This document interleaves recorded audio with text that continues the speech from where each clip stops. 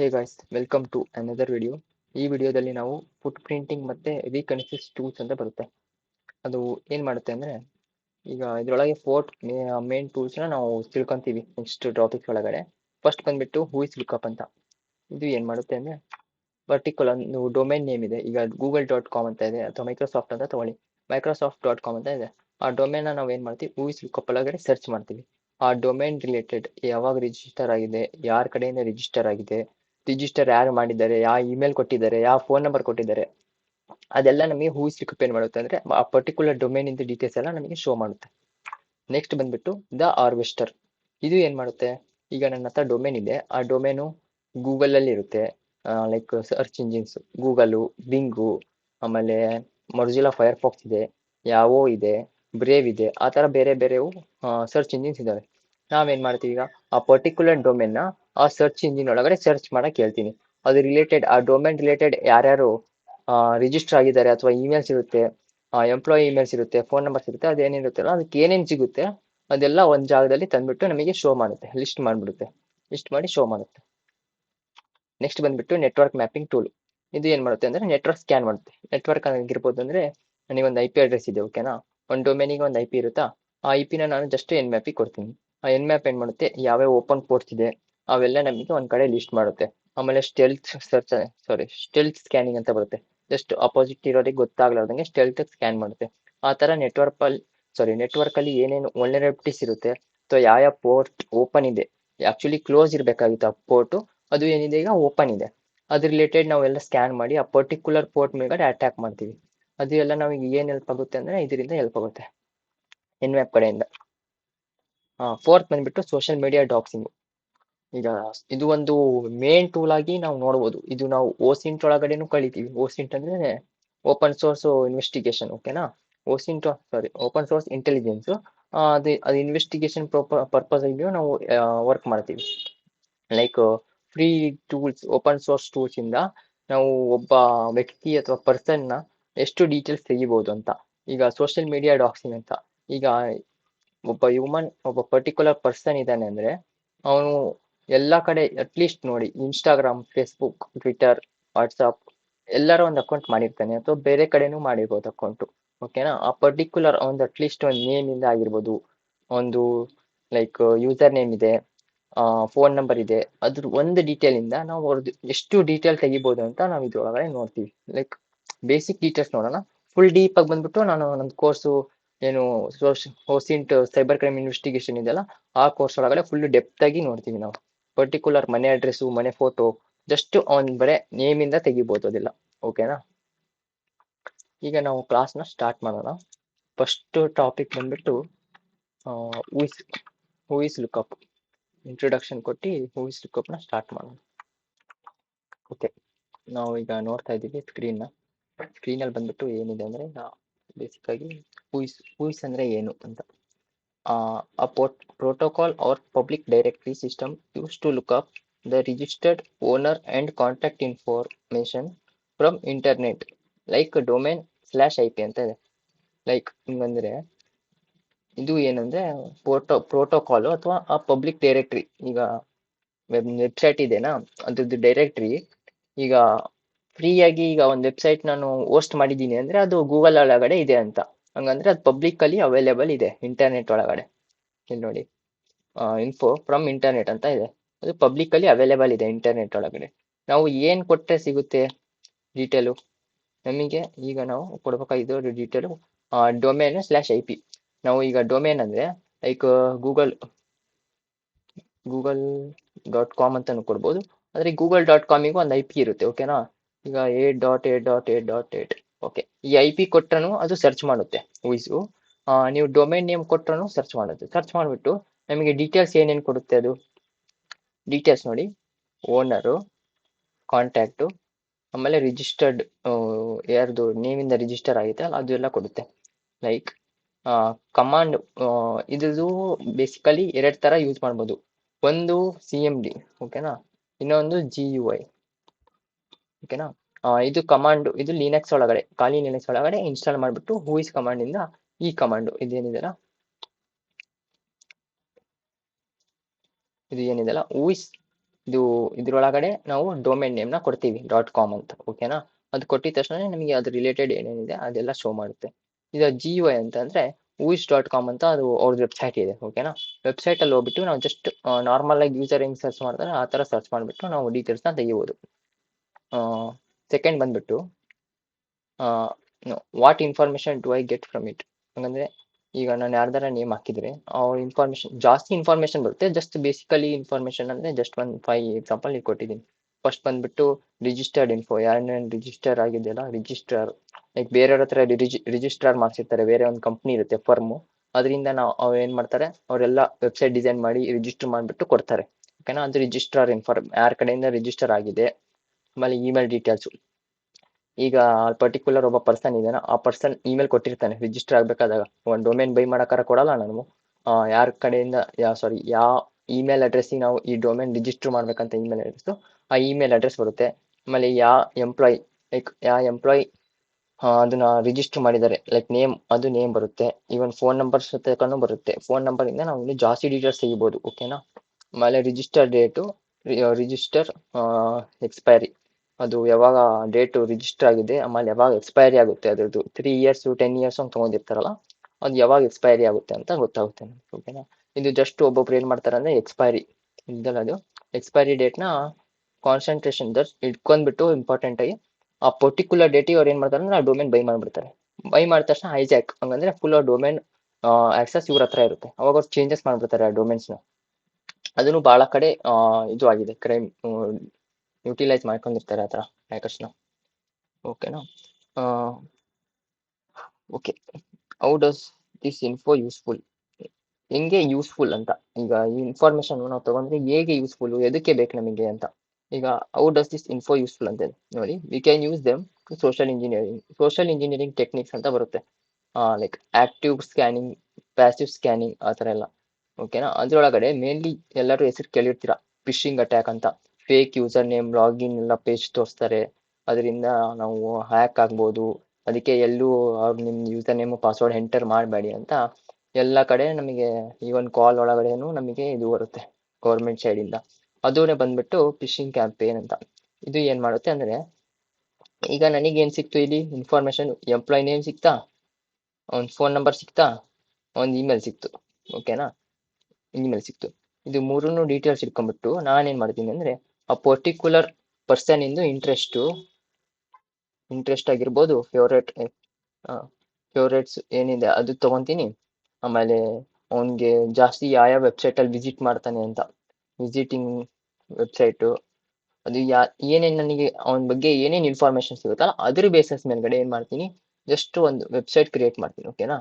ಒಂದು ವೆಬ್ಸೈಟ್ನ ಕ್ರಿಯೇಟ್ ಮಾಡ್ತೀನಿ. ಅಲ್ಲಿ ಏನ್ ಮಾಡ್ತೀನಿ ನಾನು, ಯೂಸರ್ ನೇಮು ಪ್ಲಸ್ ಪಾಸ್ವರ್ಡ್ ಇಲ್ಲಿ ಎಂಟರ್ ಮಾಡೋದಕ್ಕೆ ಒಂದು ಇದು ಕೊಡ್ತೀನಿ. ಅವನು ಮೋಸ್ಟ್ಲಿ ಈಗ ಬಹಳ ಜನ ಗೇಮ್ ಆಡ್ತಾರೆ, ಓಕೆನಾ. ಈಗ ಅವನು ಅರೌಂಡ್ 22-24 years ಅದಾನೆ, ಅವನು ಜಾಸ್ತಿ ಗೇಮ್ ಆಡ್ತಾನೆ ಅಂತ ಅನ್ಕೊಳ್ಳಿ. ನಾನು ಇಲ್ಲಿ ಲೈಕ್ ಫ್ರೀ ಫೈರ್ ಆಡ್ತಾರೆ, BGMI ಆಡ್ತಾರೆ. ಜಸ್ಟ್ ನಾನು ಏನ್ ಕೊಡ್ತೀನಿ, ಜಸ್ಟ್ ಟ್ರಸ್ಟೆಡ್ ಆಗಿ, ಇವನ್ ಇದು ಸತ್ಯಕ್ಕನು ಏನು ಬೈ ಮಾಡ್ತೀನಲ್ಲ, ಈಗ ಫ್ರೀ ಫೈರ್ ಅಂತ ಇದೆ, ಓಕೆನಾ. FIRE ಫ್ರೀ ಫೈರ್ ಅಂತ ಇದೆ. ನಾನು ಇದ್ರೊಳಗಡೆ ಸ್ವಲ್ಪ ಚೇಂಜಸ್ ಮಾಡ್ತೀನಿ, ಅದು ದೂರದಿಂದ ಕಾಣ್ಕೊಡ್ದು ಅಂತ, ಆ ರೀತಿಯಾಗಿ ಚೇಂಜಸ್ ಮಾಡ್ತೀನಿ, ಓಕೆನಾ.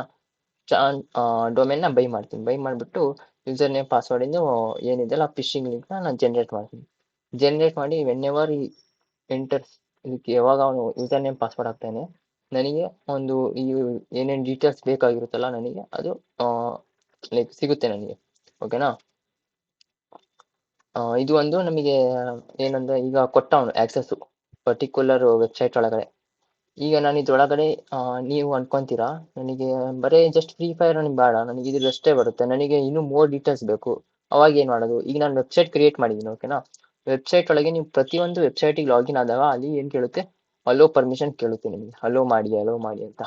ಈಗ ಅಲೋ ಪರ್ಮಿಷನ್ ನಾನು ಹೆಂಗೆ ಸೆಟ್ ಇಟ್ಟಿರ್ತೀನಿ ಅಂದ್ರೆ, ಹೇಗೆ ಲೈಕ್ ಬ್ಯಾಕ್ ಎಂಡ್ ಹೇಗೆ ವರ್ಕ್ ಆಗ್ಬೇಕಂದ್ರೆ, ಜಸ್ಟ್ ಅವ್ನು ಅಲೋ ಕೊಟ್ರೆ ನನಗೆ ಒಂದು ಕುಕೀಸ್ ಅಂತ ಮೇನ್ ಇದೇನಿದೆಲ್ಲ ಇದು ಮೇನ್ ಇದು ನನಗೆ ಕುಕೀಸ್ ಎಲ್ಲ ನನಗೆ ಇದು ಆಗ್ಬೇಕು, ನನಗೆ ಟ್ರಾನ್ಸ್ಫರ್ ಆಗಬೇಕು ಅವ್ನ್ ಬ್ರೌಸರ್ ಇಂದ, ಲೈಕ್ ಗೂಗಲ್ ಕ್ರೋಮ್ ಯೂಸ್ ಮಾಡ್ತಾ ಇದ್ದಾನ, ಒಂದು ಬ್ರೌಸರ್ ಇಂದ ಎಲ್ಲ ಕುಕೀಸ್ ನನಗೆ ಶೇರ್ ಆಗ್ಬೇಕು. ಜಸ್ಟ್ ಆನ್ಲೈನ್ ಅಲ್ಲಿಂದನೇ ಎಲ್ಲ ನನ್ನ ಡಾಟಾ ಬೇಸಿಗೆ ಶೇರ್ ಆಗ್ಬೇಕು.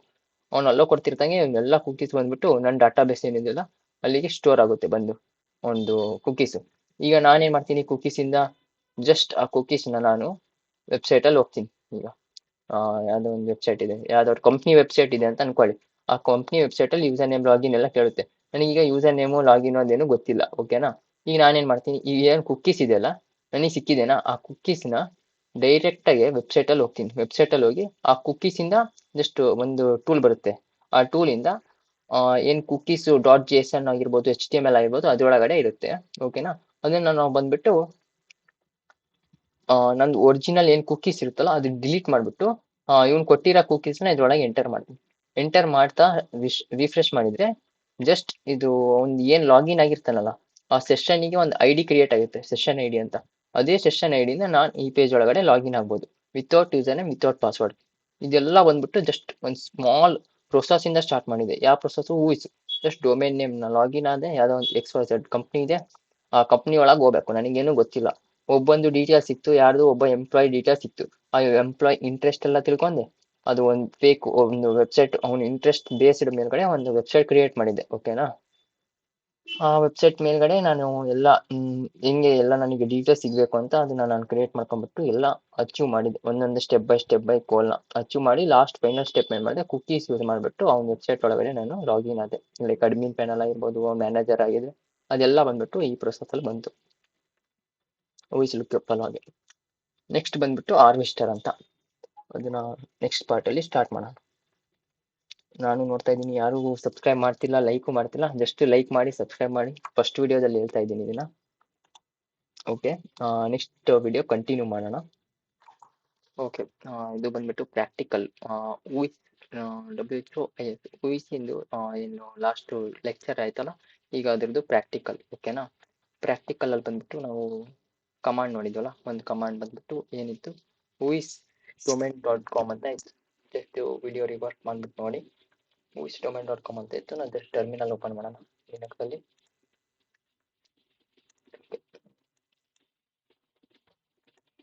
ಟರ್ಮಿನಲ್ ಓಪನ್ ಮಾಡೋಣ. ಇಲ್ಲಿ ಬಂದ್ಬಿಟ್ಟು ನಾವು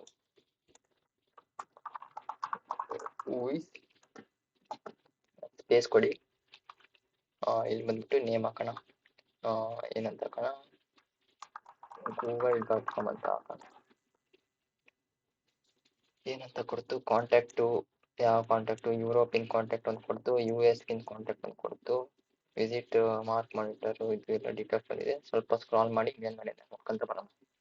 ಡೊಮೇನ್ ನೇಮ್ ಏನಿದೆ, google.com ಅಂತ ಇದೆ. ರಿಜಿಸ್ಟರ್ ಡೊಮೇನ್ ID, ಡೊಮೇನಿಂದ ID, ಓಕೆನಾ. Register whois server, whois mark ಮಾನಿಟರ್.com, register URL, updated creation date, ಯಾವಾಗ ಕ್ರಿಯೇಟ್ ಆಗಿದೆ ಡೊಮೇನ್ 1997 ಒಳಗೆ ಕ್ರಿಯೇಟ್ ಆಗಿದೆ. ಯಾವಾಗ ಎಕ್ಸ್ಪೈರಿ ಆಗುತ್ತೆ, 2028 ಅಲ್ಲಿ ಎಕ್ಸ್ಪೈರಿ ಆಗುತ್ತೆ. ಲಾಸ್ಟ್ ಯಾವಾಗ ಅಪ್ಡೇಟ್ ಮಾಡಿದ್ರು, 2019 ಅಲ್ಲಿ ಅಪ್ಡೇಟ್ ಆಯಿತು, ಓಕೆನಾ. ರಿಜಿಸ್ಟರ್ ಮಾರ್ಕ್ ಮಾನಿಟರ್.inc ಅಂತ ಇದೆಯಲ್ಲ, ಆ ಕಂಪ್ನಿಗಳ ಕಡೆಯಿಂದ ರಿಜಿಸ್ಟರ್ ಮಾಡಿದ್ದಾರೆ ಡೊಮೇನ್ನ. ಆಮೇಲೆ ರಿಜಿಸ್ಟರ್ ಅಬ್ಯೂಸ್, ಯಾರು ರಿಜಿಸ್ಟರ್ ಮಾಡಿದಲ್ಲ ಅವ್ರದ್ದು ಇದು ಲೈಕ್ ಏನಂದ್ರೆ ಕಾಂಟ್ಯಾಕ್ಟ್ ಇಮೇಲ್ ಅಡ್ರೆಸ್, ಓಕೆನಾ. ರಿಜಿಸ್ಟರ್ ಕಾಂಟ್ಯಾಕ್ಟ್ ಫೋನ್ ನಂಬರ್, ಓಕೆನಾ. ಇದನ್ನ ಚೆಕ್ ಮಾಡ್ಬೇಕಂದ್ರೆ ಫಾರಿನ್ ನಂಬರ್ ಇದಲ್ವಾ, ಇದಕ್ಕೆ ಏನು ಮಾಡ್ಬೋದು ಅಂದ್ರೆ ವೈಟ್ ಪೇಜಸ್ ಅಂತ ಒಂದು ಅಥವಾ ಶಿಫ್ಟ್ ನಾನೇನು ಮಾಡ್ತೀನಿ, ಜಸ್ಟ್ ಹೋಗಿ ವೈಟ್ ಪೇಜಸ್ ಅಂತ ಕೊಡ್ತೀನಿ. ಇಲ್ಲಿ ಬಂದ್ಬಿಟ್ಟು ಜಸ್ಟ್ ಫೋನ್ ನಂಬರ್ ಹಾಕೋಣ, ಫೋನ್ ನಂಬರ್ ಪೇಸ್ಟ್ ಆಗ್ತಾ ಇಲ್ಲ, ಟೈಪ್ ಮಾಡೋಣ +12086851750 search, verify, again verifying, verification successful, low spam rate, unlock address for exact location. So ಇವ್ರ ಹತ್ರ ಇದ್ರದ್ದು ಎಕ್ಸಾಕ್ಟ್ ಲೊಕೇಶನ್ ಇದೆ.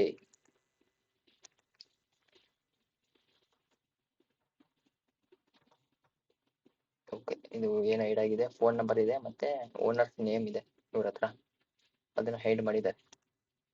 ಈಗ ಬೈ ಮಾಡ್ಬೇಕಂದ್ರೆ ಇದು ತಗೊಳ್ರಿ ಅಂತ ಇದೆ. ಓಕೆನಾ? ಅವ್ರದ್ದು ಫೋನ್ ನಂಬರು ಮತ್ತೆ ಲ್ಯಾಂಡ್ಲೈನ್ ಕೊಟ್ಟಿದ್ದಾರೆ ಇದು.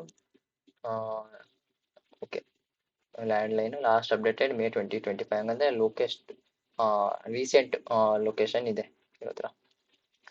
About their location and provider ಯಾವುದು ಲೈಕ್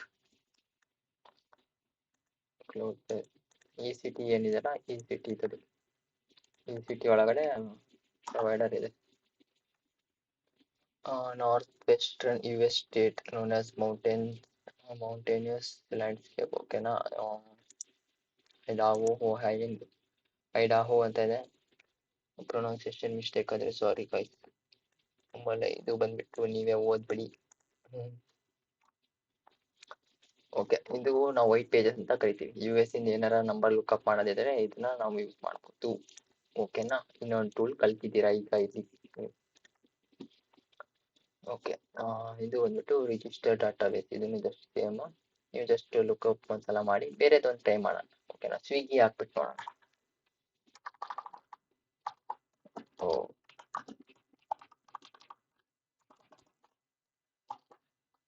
swiggy.com ಅಂತ ಹಾಕಿದೆ. ಇದ್ರದ್ದು ಏನೇನು ಡೀಟೇಲ್ ಬಂದಿದೆ ನೋಡೋಣ. ಗೋಡ್ಯಾಡಿಯಿಂದ ತಗೊಂಡಾರೆ ವೆಬ್ಸೈಟ್ನ. ಬಂತು ನೋಡಿ, ಗೋಡ್ಯಾಡಿ ಅವ್ರ ಕಡೆಯಿಂದ ವೆಬ್ಸೈಟ್ನ ರಿಜಿಸ್ಟರ್ ಮಾಡಿದ್ದಾರೆ. ಗೋಡ್ಯಾಡಿ ಅಂತ ಬಂತು. ಫೋನ್ ನಂಬರ್ ಬಂದ್ಬಿಟ್ಟು ಇದು 36910910. ಓಕೆ, ಇದು phone number, may be landline number ಇರ್ಬೇಕೇನೋ ಇದು. ಓಕೆ, ಒಬ್ರೊಬ್ರು ನಾರ್ಮಲ್ ಆಗಿ ಪರ್ಸನಲ್ ನಂಬರ್ ಕೊಟ್ಬಿಟ್ಟಿರ್ತಾರೆ, ಅದು ಸತಕ ಬಂದ್ಬಿಡುತ್ತೆ, ಆಗ್ತಾ ಇರುತ್ತೆ ಅವಾಗ ಮಿಸ್ಟೇಕ್ ಆಗ್ತಾ ಇರುತ್ತೆ. ಇವ್ರದ್ದು ಎಕ್ಸ್ಪೈರಿ 2027 ಅಲ್ಲಿ ಆಗುತ್ತೆ. ಡೊಮೇನ್ ಹೈಜಾಕ್ ಮಾಡ್ಬಿಡ್ತಾರೆ ಈ ಟೈಮ್ದಾಗ. ಕರೆಕ್ಟಾಗಿ ಅವ್ರು ತೊಗೊಳ್ಳಿಲ್ಲ ಅಂದರೆ. ಕರೆಕ್ಟ್ ಟೈಮ್ ಇದೆ ನೋಡಿ, ಎಷ್ಟು ಟೈಮಿಗೆ ಎಕ್ಸ್ಪೈರಿ ಆಗುತ್ತೆ ಅಂತ. ಅವ್ರು ಆಟೋ ಪೇ ಆಪ್ಷನ್ ಇಟ್ಟಿಲ್ಲ, ಕರೆಕ್ಟಾಗಿ ಇದು ಮಾಡ್ಬಿಡ್ತಾರೆ. ಪರ್ಚೇಸ್ ಮಾಡಿ ವಾಪಸ್ ಅವರಿಗೆ ರೀಸೇಲ್ ಮಾಡ್ತಾರೆ, ಕೊಡಿ ಇಷ್ಟಕ್ಕಂತ. ಓಕೆ, ಇದು ಬಂದ್ಬಿಟ್ಟು US ನಂಬರ್. ಇದನ್ನು ಇಲ್ಲಿ ಒಂದು ಕಾಣ್ತಾ ಇದ್ದಿದ್ದಿಲ್ಲ, ನಮ್ಗೆ ಕೆಳಗೆ ಕಾಣ್ತು. ಅವಲ್ಲೇ ಕಾಣಲಿಲ್ಲ, ಇವಾಗ ಕಾಣ್ತಾ ಇದೆ ನೋಡಿ. ಇಲ್ಲ ಇಲ್ಲಿ ಮೇಲ್ಗಡೆ ಇದೆ. ಓಕೆ, ಈ ಥರ ನೀವು ಜಸ್ಟ್ 1-2-3 ಅಕೌಂಟ್ನ ಟ್ರೈ ಮಾಡಿ. ಇದು ಬಂದ್ಬಿಟ್ಟು ಹೂ ಇಸ್ ಚಾಪ್ಟರ್ ಕ್ಲೋಸ್ ಆಯ್ತು ಇಲ್ಲಿಗೆ. ಓಕೆ, ಎಲ್ಲರೂ ಯೂಟ್ಯೂಬ್ ವಿಡಿಯೋನ ಲೈಕ್, ಶೇರ್, ಸಬ್ಸ್ಕ್ರೈಬ್ ಮಾಡಿ. ಯಾರ್ದು ನ್ಯೂಸ್ ಬರ್ತಾ ಇಲ್ಲ, ನಾನು ನನ್ನ ಸೈಡಿಂದ ಜಸ್ಟ್ ಎಲ್ಲ ಎಕ್ಸ್ಪ್ಲೇನ್ ಮಾಡ್ತಾ ಇದ್ದೀನಿ ನೀಟಾಗಿ. ಏನಾರ ಡೌಟ್ಸ್ ಇದ್ರೆ ಜಸ್ಟ್ ಕಮೆಂಟ್ಸಲ್ಲಿ ಹಾಕಿ, ನಾನು ಅಲ್ಲಿಂದ ಮಾಡ್ತೀನಿ. ಇಲ್ಲಾಂದರೆ ಟೆಲಿಗ್ರಾಮಲ್ಲಿ ಬರ್ಬೋದು, ಅಲ್ಲಿ ನೀವು ಕಾಂಟ್ಯಾಕ್ಟ್ ಮಾಡ್ಬೋದು. ಇಲ್ಲಾಂದರೆ ಜಸ್ಟು ಈಗ ಯೂಟ್ಯೂಬಲ್ಲಿ ನೀವು ಒಂದು ಅಕೌಂಟ್ ಓಪನ್ ಮಾಡ್ತೀರಾ, ಇಲ್ಲಿ ಮೇಲ್ಗಡೆ ನಿಮಗೆ ಒಂದು ಲಿಂಕ್ ಸಿಗುತ್ತೆ. ನನ್ನ ಚಾನಲ್ ಓಪನ್ ಮಾಡಿದ್ರಾ, ಜಸ್ಟ್ ಚಾನಲ್ ಓಪನ್ ಮಾಡಿದ ತಕ್ಷಣ ನಿಮಗೆ ಇಲ್ಲಿ ಲಿಂಕ್ಸ್ ಬರುತ್ತೆ ಮೇಲ್ಗಡೆ. ಜಸ್ಟ್ ಈ ಲಿಂಕ್ನ ನೀವು ಕ್ಲಿಕ್ ಮಾಡಿದರೆ ಒಂದು ಪೇಜ್ ಓಪನ್ ಆಗುತ್ತೆ, ವೆಬ್ಸೈಟ್. ಓಕೆನಾ? ಈ ವೆಬ್ಸೈಟಲ್ಲಿ ನಿಮಗೆ ಯೂಟ್ಯೂಬ್ ಚಾನಲ್ ಲಿಂಕ್ ಇದೆ, ಟ್ರೈ ಹಾಕಿ. ನನ್ನ ಜೊತೆಗೆ ಮಾತಾಡ್ತೀರಾ ಅಂದರೆ ಇಲ್ಲಿ ಬರ್ಬೋದು. ಇನ್ಸ್ಟಾಗ್ರಾಮ್ ಇದೆ. ಓಕೆನಾ? ಇಲ್ಲಿ ಜಾಯಿನ್ ಚಾನಲ್ ಅಂತ ಇದೆ, ವಾಟ್ಸಪ್ ಚಾನಲ್. ಇದು ವಾಟ್ಸಪ್ಪಿಗೆ ಜಾಯಿನ್ ಆಗ್ಬೋದು. ವಾಟ್ಸಪ್ಪಿಗೆ ಜಾಯ್ನ್ ಆಗಿ ನೀವಲ್ಲಿ ಗ್ರೂಪಲ್ಲಿ ಮೆಸೇಜ್ ಹಾಕ್ಬಿಟ್ಟು ಅಲ್ಲಿ 1v1 ಕಾಂಟ್ಯಾಕ್ಟ್ ಮಾಡ್ಬೋದು. ಟೆಲಿಗ್ರಾಮ್ ID ಇದೆ. ಇದು ಫ್ರೀ ಬುಕ್ ಐತೆ. ಬುಕ್ಕು ಆಮೇಲೆ ಸಾಫ್ಟ್ವೇರ್ಸ್ ಏನೇನಿದೆಯಲ್ಲ ಎಲ್ಲ ಇಲ್ಲಿ ಫ್ರೀಯಾಗಿ ಚೇಂಜಸ್ ಆಗ್ತಾ ಇರುತ್ತೆ. ವೀಕ್ಲಿ ಇಲ್ಲಿಂದ ನೀವು ಜಸ್ಟ್ ಫ್ರೀಯಾಗಿರೋದು ತೊಗೊತಾ ಇರ್ಬೋದು. ಏನು ಕಂಡೀಷನ್ಸ್ ಇಲ್ಲ ಇದಕ್ಕೆ, ಲೈಕ್ ಏನು ಆ್ಯಡ್ ಬರಲ್ಲ, ಏನು ಬರಲ್ಲ. ಜಸ್ಟ್ ಇದು ಕ್ಲಿಕ್ ಮಾಡಿ ಶೋ ಮಾಡ್ತಿದ್ದಾರೆ. ಜಸ್ಟ್ ಇದು ಕ್ಲಿಕ್ ಮಾಡಿ ಇಲ್ಲಿ ಏನು ಕೇಳುತ್ತೆ ಅಂದರೆ ಡೌನ್ಲೋಡ್ ಅಂತ ಇದೆ. ಡೌನ್ಲೋಡ್ ಮೇಲೆ ಕ್ಲಿಕ್ ಮಾಡಿ ಅವ್ರು ನಿಮ್ಮ ನೇಮ್ ಹಾಕಿ, ನಿಮ್ಮದು email address hockey, I am not robot ಅಂತ ಹಾಕಿ ಕ್ಲಿಕ್ ಕೊಟ್ಟು ಸಬ್ಮಿಟ್ ಅಂತ ಕೊಡಿ. ಅಷ್ಟೇ. ಕೊಟ್ಟ ತಕ್ಷಣ ನಿಮ್ಮದು ಏನು ಇದೆಲ್ಲ ಡೌನ್ಲೋಡ್ ಸ್ಟಾರ್ಟ್ ಆಗುತ್ತೆ. ಇಲ್ಲಿ ನಾನು ಎಕ್ಸಿಸ್ಟಿಂಗ್ ಪರ್ಚೇಸ್ ರೀಸೆಂಟಾಗಿ ಬೈ ಮಾಡಿದ್ದೆ ಅಂತ ಹೋಗ್ತಾ ಇದೆ. ವ್ಯೂ ಡೌನ್ಲೋಡ್ ಅಂತ ಕೊಟ್ಟರೆ ಒಂದು ಡೌನ್ಲೋಡ್ ಡೀಟೇಲ್ಸ್ ಎಲ್ಲ ಶೋ ಮಾಡುತ್ತೆ. ಓಕೆ, ಡೌನ್ಲೋಡ್ ಆಗಿದೆ. ನೀವು ಜಸ್ಟ್ ಕೊಟ್ಟರೆ ಸತ್ರೆ ನಿಮ್ದು ಆಟೋಮೆಟಿಕಾಗಿ ಡೌನ್ಲೋಡ್ ಆಗಿರುತ್ತೆ. ಅದೊಂದು ನೀವು ಮಾಡ್ಬೋದು. ಓಕೆನಾ? ಓಕೆ, ಇಲ್ಲಿಗೆ ಎಂಡ್ ಮಾಡೋಣಂತೆ.